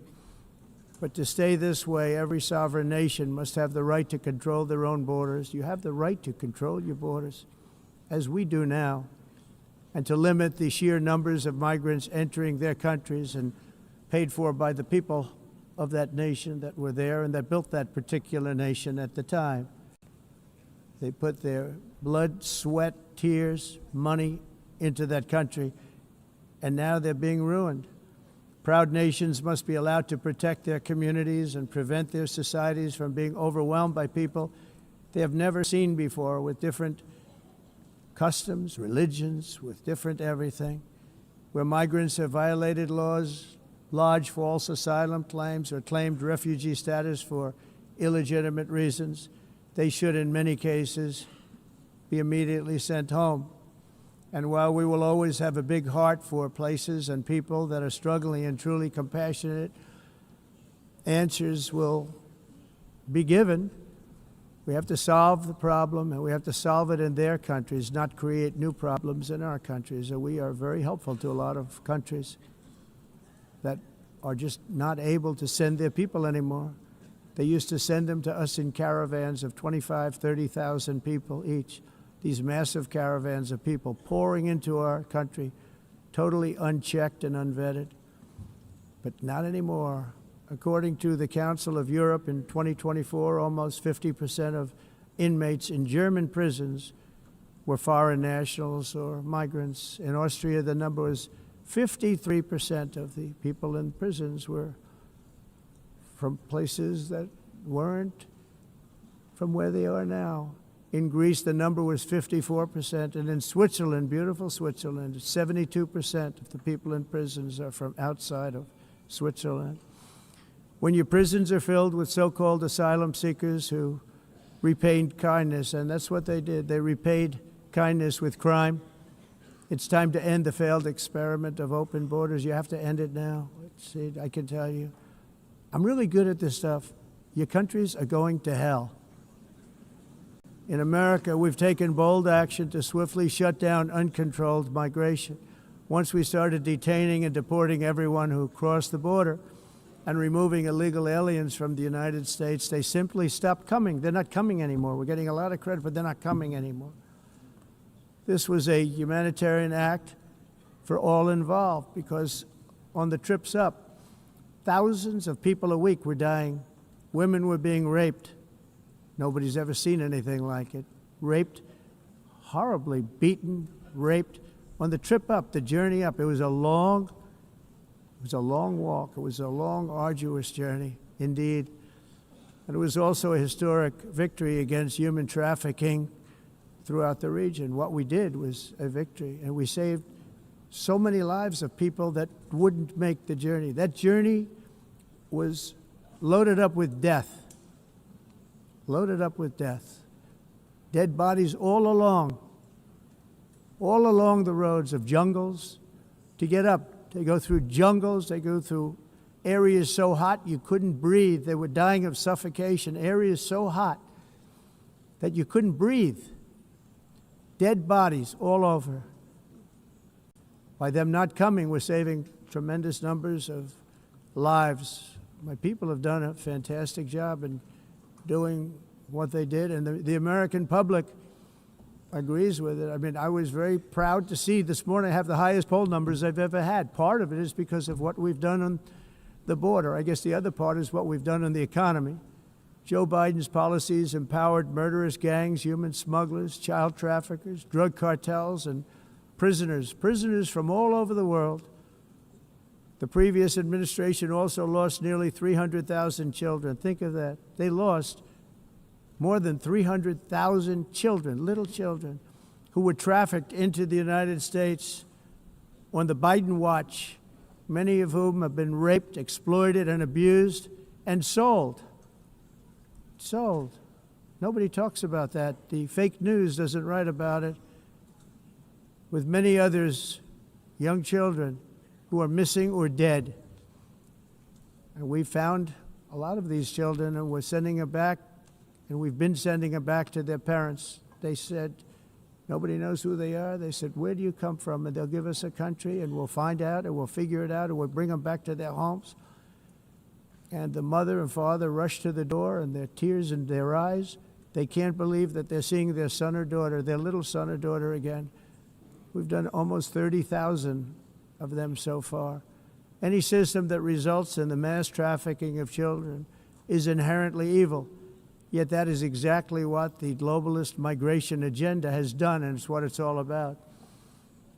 In America, those days, as you know, are over. The Trump administration is working, and we are continuing to work to track down the villains that are causing this problem, and also, as I said, to get back the 30,000 we've already returned. Now I think we're going to have another. We're going to find a lot. You're not going to find all of them. 300, more than 300,000. They're lost or they're dead. They're lost or they're dead because of the animals that did this. To protect our citizens, I've also designated multiple savage drug cartels as far as and you see this, and you see it happening right before your eyes. Let's put it this way. People don't like taking big loads of drugs in boats anymore. There aren't too many boats that are traveling on the seas by Venezuela. They tend not to want to travel very quickly anymore. And we've virtually stopped drugs coming into our country by sea. We call them the water drugs. They kill hundreds of thousands of people. I've also designated multiple savage drug cartels as far as foreign terrorist organizations, along with two bloodthirsty transnational gangs, probably the worst gangs anywhere in the world, MS-13 and Tren de Aragua. Tren de Aragua is from Venezuela, by the way. Such organizations torture, maim, mutilate, and murder with impunity. They're the enemies of all humanity. And for this reason, we've recently begun using the supreme power of the United States military to destroy Venezuelan terrorists and trafficking networks led by Nicolas Maduro. To every terrorist thug smuggling poisonous drugs into the United States of America, please be warned that we will blow you out of existence. That's what we're doing. We have no choice. Can't let it happen. They're destroying. I believe we lost 300,000 people last year to drugs, 300,000. Fentanyl and other drugs. Each boat that we sink carries drugs that would kill more than 25,000 Americans. We will not let that happen. Energy is another area where the United States is now thriving like never before. We're getting rid of the falsely named renewables. By the way, they're a joke. They don't work. They're too expensive. They're not strong enough to fire up the plants that you need to make your country great. The wind doesn't blow. Those big windmills are so pathetic and so bad, so expensive to operate. Then they have to be rebuilt all the time, and they start to rust and rot. Most expensive energy ever conceived, and it's actually energy. You're supposed to make money with energy, not lose money. You lose money, the governments have to subsidize. You can't put them out without massive subsidies. And most of them are built in China, and I give China a lot of credit. They build them, but they have very few wind farms. So why is it that they build them and they send them all over the world, but they barely use them? You know what they use? Coal. They use gas. They use almost anything, but they don't like wind. But they sure as hell like selling the windmills. Europe, on the other hand, has a long way to go, with many countries being on the brink of destruction because of the green energy agenda. And I give a lot of credit to Germany. Germany was being led down a very sick path, both on immigration, by the way, and on energy. They were going green, and they were going bankrupt. And the new leadership came in, and they went back to where they were, with fossil fuel and with nuclear, which is good. It's now safe, and you can do it properly. But they went back to where they were, and they opened up a lot of different plants, energy-producing plants, and they're doing well. I give Germany a lot of credit for that. They've said this is a disaster, what's happening. They were going all green. All green is all bankrupt. That's what it represents. And it's not politically correct. I'll be very badly criticized for saying it, but I'm here to tell the truth. I don't care. It doesn't matter to me. I'm in New York City. I'm feeling a lot safer. Crime, we're getting crime down. And by the way, speaking of crime, Washington, D.C. Washington, D.C. was the crime capital of America. Now it's a totally, after 12 days, it's a totally safe city. Everyone's going out to dinner. They're going out to restaurants. Your wife can walk down the middle of the street with or without you. Nothing's going to happen. My people have done a fantastic job. And yes, I called in the National Guard, and the National Guard took care of business, and they weren't politically correct, but they took care of business. We got 1,700 career criminals out, brought them back to where they came from, the countries where they came from, or put them in jails. Washington, D.C. is now a totally safe city again, and I welcome you to come. In fact, we'll have dinner together at a local restaurant, and we'll be able to walk. We don't have to go by an armor-plated vehicle. We'll walk right over there from the White House. They've given up their powerful edge, a lot of the countries that we're talking about, in oil and gas, such as essentially closing the great North Sea oil. Oh, the North Sea, I know it so well. Aberdeen was the oil capital of Europe, and there's tremendous oil that hasn't been found in the North Sea. Tremendous oil. And I was with the Prime Minister I respect and like a lot, and I said, you're sitting with the greatest asset. They essentially closed it by making it so highly taxed that no developer, no oil company can go there. They have tremendous oil left, and more importantly, they have tremendous oil that hasn't even been found yet. And what a tremendous asset for the United Kingdom. And I hope the Prime Minister is listening, because I told it to him 3 days in a row. That's all he heard. North Sea oil, North Sea, because I want to see them do well. I want to stop seeing them ruining that beautiful Scottish and English countryside with windmills and massive solar panels that go 7 miles by 7 miles, taking away farmland. But we're not letting this happen in America. In 1982, the executive director of the United Nations Environmental Program predicted that by the year 2000, climate change would cause a global catastrophe. He said that it will be irreversible, as any nuclear holocaust would be. This is what they said at the United Nations. What happened? Here we are. Another UN official stated in 1989 that within a decade, entire nations could be wiped off the map by global warming. Not happening. You know, it used to be global cooling. If you look back years ago in the 1920s and the 1930s, they said, global cooling will kill the world. We have to do something. Then they said global warming will kill the world, but then it started getting cooler, so now they could just call it climate change, because that way they can't miss. It's climate change, because if it goes higher or lower, whatever the hell happens, there's climate change. It's the greatest con job ever perpetrated on the world, in my opinion. Climate change, no matter what happens, you're involved in that. No more global warming, no more global cooling. All of these predictions made by the United Nations and many others, often for bad reasons, were wrong. They were made by stupid people that have cost their countries fortunes and given those same countries no chance for success. If you don't get away from this green scam, your country is going to fail.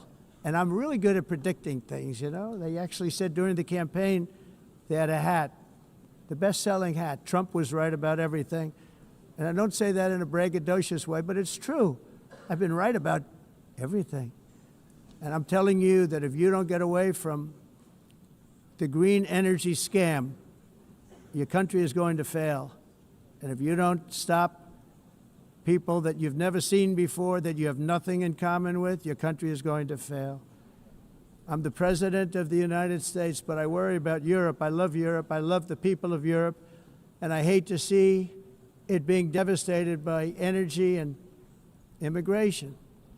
This double-tailed monster destroys everything in its wake, and they cannot let that happen any longer. You're doing it because you want to be nice. You want to be politically correct, and you're destroying your heritage. They must take control strongly and immediately of the unmitigated immigration disaster and the fake energy catastrophe before it's too late. The carbon footprint is a hoax made up by people with evil intentions, and they're heading down a path of total destruction. You know, the carbon footprint was a big, big thing a few years ago. I remember hearing about the carbon footprint, and then President Obama would get into Air Force One, a massive Boeing 747, and not a new one, an old one with old engines that spew everything into the atmosphere. He'd talk about the carbon footprint, we must do so. Then he'd get in and he'd fly from Washington to Hawaii to play a round of golf. And then he'd get back onto that big, beautiful plane and he'd fly back and he'd talk about, again, global warming and the carbon footprint. It's a con job. At extreme cost and expense, Europe reduced its own carbon footprint by 37%. Think of that. Congratulations, Europe. Great job. You cost yourself a lot of jobs, a lot of factories closed, but you reduced the carbon footprint by 37%. However, for all of that sacrifice and much more, it's been totally wiped out and then some by a global increase of 54%. Much of it coming from China and other countries that are thriving around China, which now produces more CO2 than all the other developed nations in the world. So all of these countries are working so hard on the carbon footprint, which is nonsense, by the way. It's nonsense. You know, it's interesting. In the United States, we have still radicalized environmentalists, and they want the factories to stop. Everything should stop. No more cows. We don't want cows anymore. I guess they want to kill all the cows. They want to do things that are just unbelievable, and you have it too. But you know, we have a border, strong, and we have a shape, and that shape doesn't just go straight up. That shape is amorphous when it comes to the atmosphere. And if we had the most clean air, and I think we do, we have very clean air. We have the cleanest air we've had in many, many years. But the problem is that other countries, like China, which has air that's a little bit rough, it blows. And no matter what you're doing down here, the air up here tends to get very dirty because it comes in from other countries where their air isn't so clean. And the environmentalists refuse to acknowledge that. Same thing with garbage. In Asia, they dump much of their garbage right into the ocean. And over about a 1 week and 2 week journey, it flows right past Los Angeles. You've seen it. Massive amounts of garbage, almost too much to do anything about, flowing past Los Angeles, past San Francisco, and then somebody will get in trouble because he dropped a cigarette on the beach. The whole thing is crazy. The primary effect of these brutal green energy policies has not been to help the environment, but to redistribute manufacturing and industrial activity from developed countries that follow the insane rules that are put down to polluting countries that break the rules and are making a fortune. They're making a fortune. European electricity bills are now 4 to 5 times more expensive than those in China, and 2 to 3 times higher than the United States. And our bills are coming way down. You probably see that our gasoline prices are way down. You know, we have an expression, drill. Nós reduzimos os custos de energia porque nós faremos, como a expressão, vamos fazer tudo isso, reduzir os custos de energia, e os custos diminuíram nos Estados Unidos. Common to see one. Por exemplo, se você olhar Electric costs nos países em approximately faturas de energia, 100 heat-related deaths. nós não mas nós nos Estados Unidos conseguimos usar eles e evitar aumento da temperatura, porque é muito caro também usar nada e ninguém usa. Pretending to stop the global Tudo isso hoax.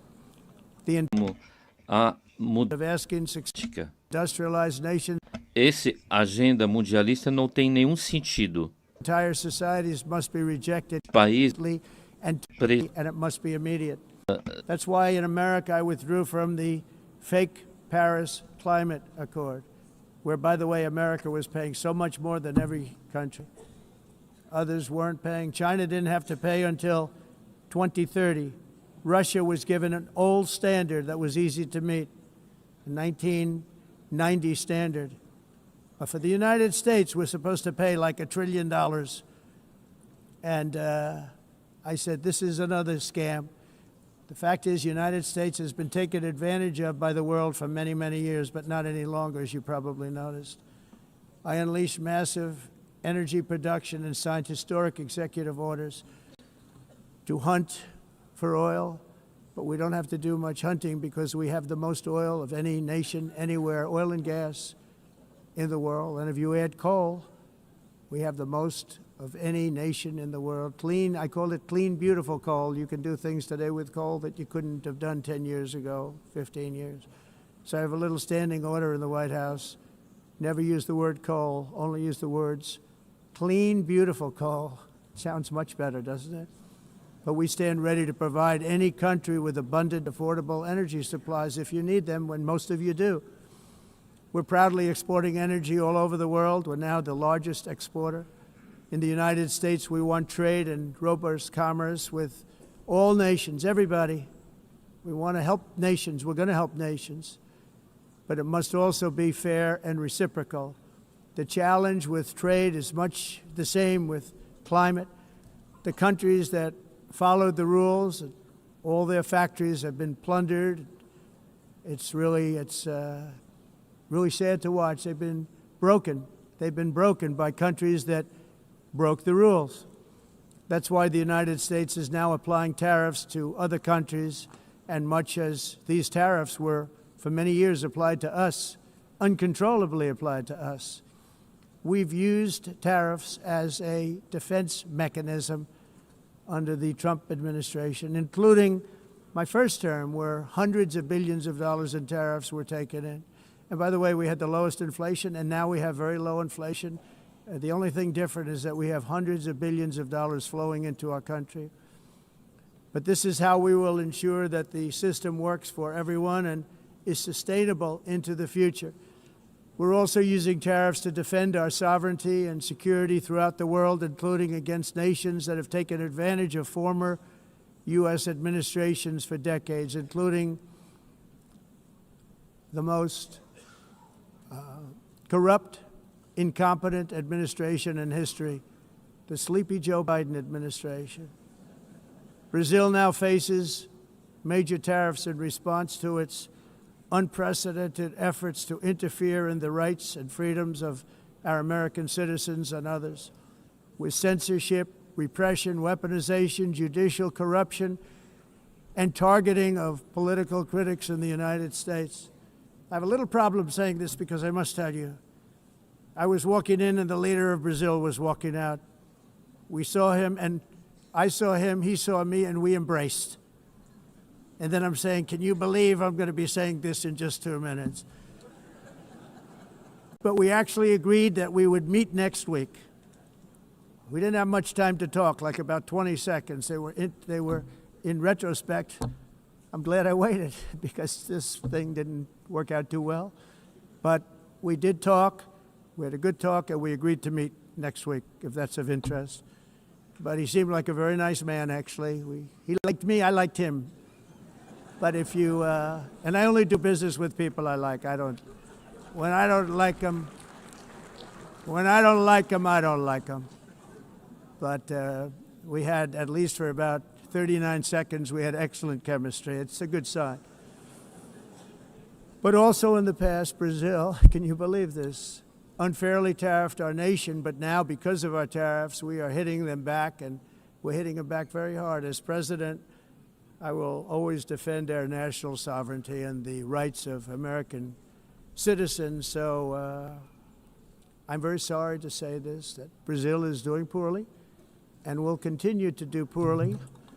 They can only do well when they're working with us. Without us, they will fail, just as others have failed. It's true. Next year, the United States will celebrate the 250th anniversary of our glorious independence, a testament to enduring power and American freedom and spirit. We will also be proudly hosting the 2026 FIFA World Cup, and shortly thereafter, the 2028 Olympics, which is going to be very exciting. I hope you all come. I hope that countless people from all over the globe will take part of these will be great celebrations of liberty and human achievement, and that together we all can rejoice in the miracles of history that began in July 4th, 1776, when we founded the light to all nations. And it's something really that an amazing thing came out of that date. It's called the United States of America. In honor of this momentous anniversary, I hope that all countries who find inspiration in our example will join us in renewing our commitment, values, and those values really that we hold so dear. Together, let us defend free speech and free expression. Let us protect religious liberty, including for the most persecuted religion on the planet today. It's called Christianity. And let us safeguard our sovereignty and cherish qualities that have made each of our nations so special, incredible, and extraordinary. In closing, I just want to repeat that immigration and the high cost of so-called green renewable energy is destroying a large part of the free world and a large part of our planet. Countries that cherish freedom are fading fast because of their policies on these two subjects. You need strong borders and traditional energy sources if you are going to be great again. Whether you have come from north or south, east or west, near or far, every leader in this beautiful hall today represents a rich culture, a noble history, and a proud heritage that makes each nation majestic and unique, unlike anything else in human history or any other place on the face of the earth. From London to Lima, from Rome to Athens, from Paris to Seoul, from Cairo to Tokyo and Amsterdam to right here in New York City, we stand on the shoulders of the leaders and legends, generals and giants, heroes and titans who won and built our beloved nations, all of our nations, with their own courage, strength, spirit, and skill. Our ancestors climbed mountains, conquered oceans, crossed deserts, and trekked over wide open plains. They charged into thunderous battles, plunged into grave dangers, and they were soldiers and farmers and workers and warriors and explorers and patriots. They built towns into cities, tribes into kingdoms, ideas into industries, and small islands into mighty empires. You're a part of all of that. They were champions for their people who never gave up and who never, ever gave in.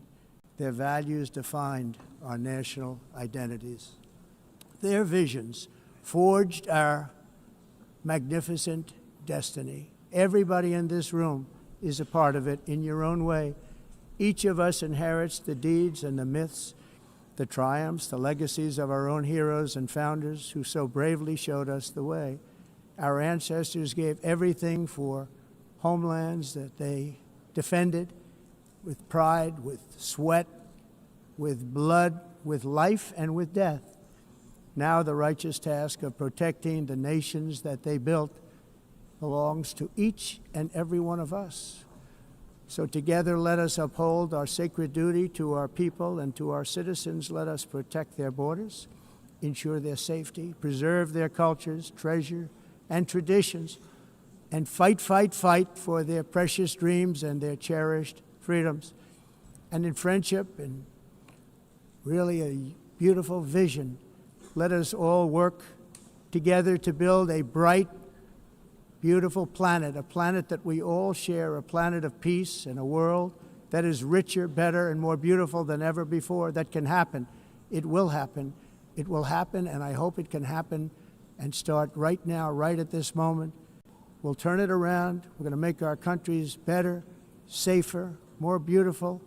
We're going to take care of our people. Thank you very much. It's been an honor. God bless the nations of the world. Thank you very much. Bye.